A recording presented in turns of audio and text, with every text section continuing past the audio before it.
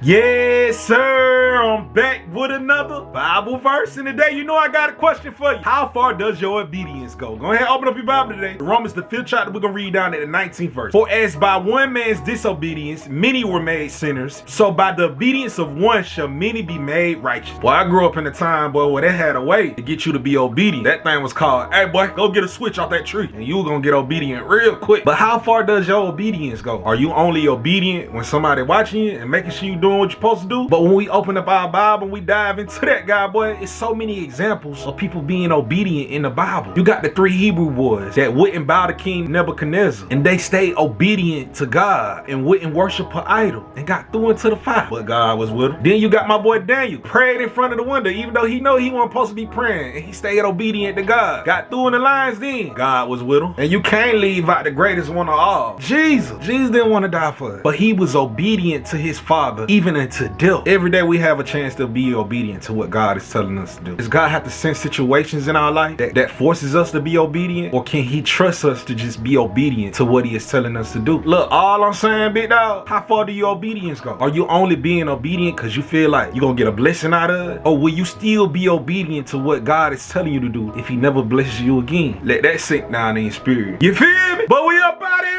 Till the next time, man. Stay smooth like peanut butter, boy.